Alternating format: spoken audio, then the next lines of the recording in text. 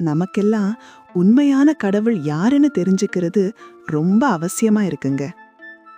கடவுள் யார்? ஏசப்பா மனுஷனா இல்ல கடவுளா? இன்னும் உயிரோட தான் இருக்கிறாரா? தெரிஞ்சுக்கலாம் வாங்க.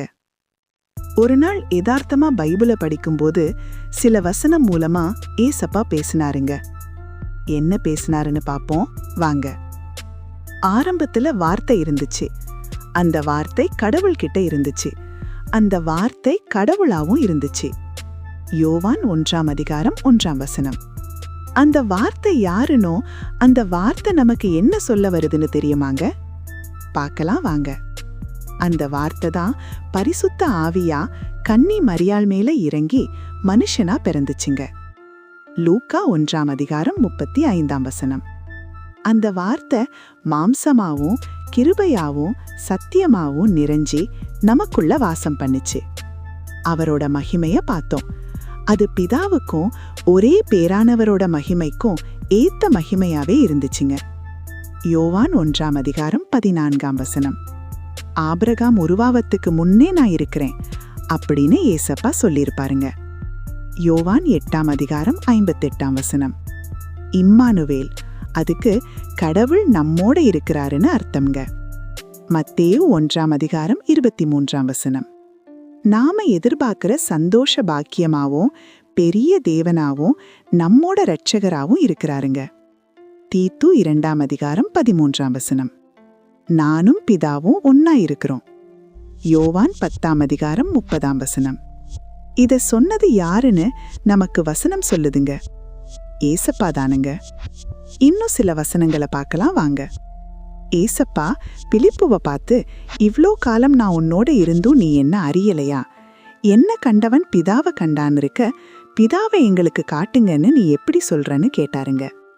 யோவான் 14:9 இந்த வசனம் நமக்கு என்ன சொல்ல வருதுன்னு பாப்போமாங்க.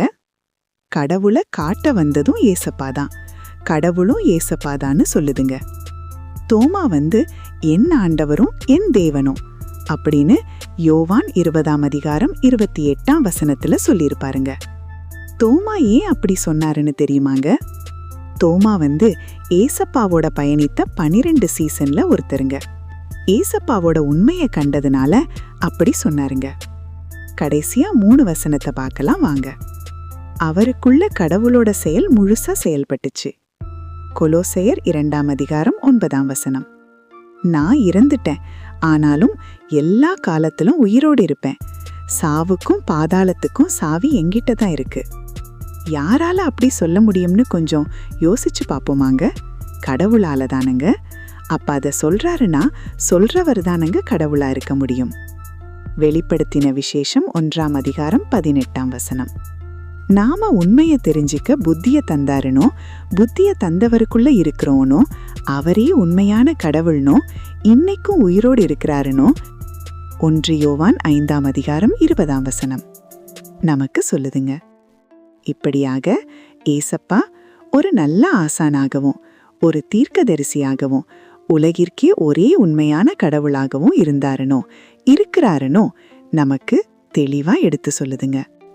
நான் இருக்கிறேன், நான் உன்னோட இருக்கிறேன், நான் உனக்கு நித்திய ஜீவன் தருகிறேன் ஏசப்பா சொல்றாருங்க. இனிமேலும் தாமதிக்காம உண்மையையும் உண்மை கடவுளான ஏசப்பாவையும் மனசார ஏத்துக்கிட்டு வாழ ஆரம்பிச்சு அழியாத ஆத்துமாவை பெற்றுக்கொள்ள முயற்சி செய்வோம்.